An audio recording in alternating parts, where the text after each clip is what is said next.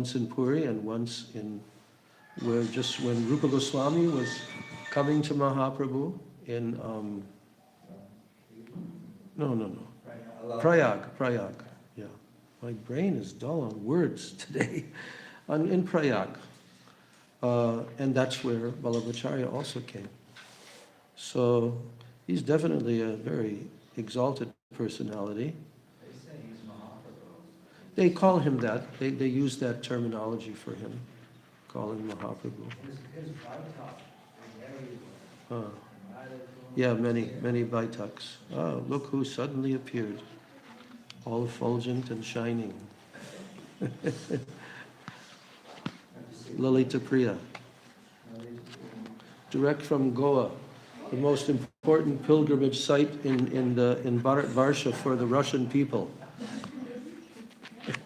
where they can get warm in the middle of the winter. He's been going there year after year. He's got a group, and then they do kirtan and like that. So it's a good place for them. Madhukar says he'll be here at 12:10. Sent me a what? He's going to be here at 12. He said. Oh.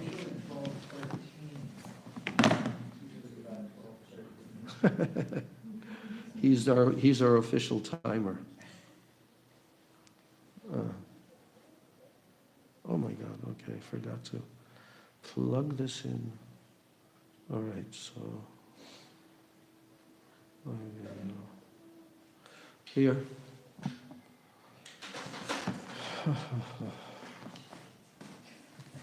Well, the other day, you probably heard, we're waiting for Sajjan Maharaj to now scamper down here.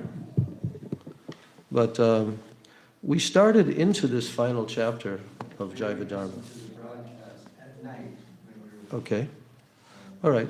So you're kind of up to speed on it. That's important because, yeah, now we want to penetrate into the... Well, we will. We will. When we begin the class, we'll go over what we read. It's so condensed. The thing about it is it's the whole process in 5 dashas, the whole process. Everything leading up to those 5 dashas, everything during those 5, all the different categories of persons who are in those 5 dashas, and how that ultimately leads to prema. You know, and which is the last chapter where Vijay Kumar enters. He enters into that realm. So this is the process. Okay, so now it's 12:02, and you said that he said that he's going to be here at 12:10. Okay. Do the Jayadvani. Where is the microphone? I don't know why you put it over there when the people are all speaking over here. Yeah, bring it. No, you can't do that. You have to be, yeah, like that. Okay.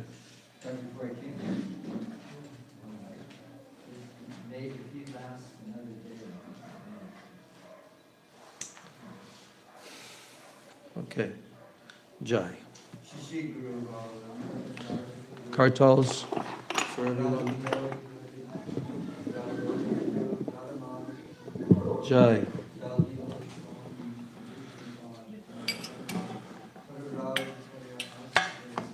He's coming. Ki Jai.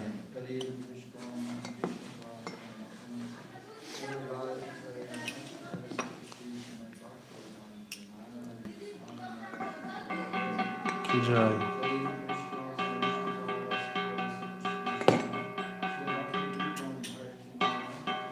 Jai.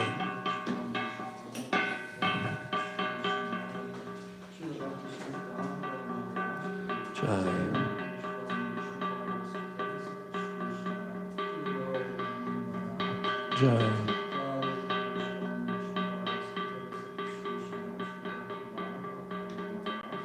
Jai.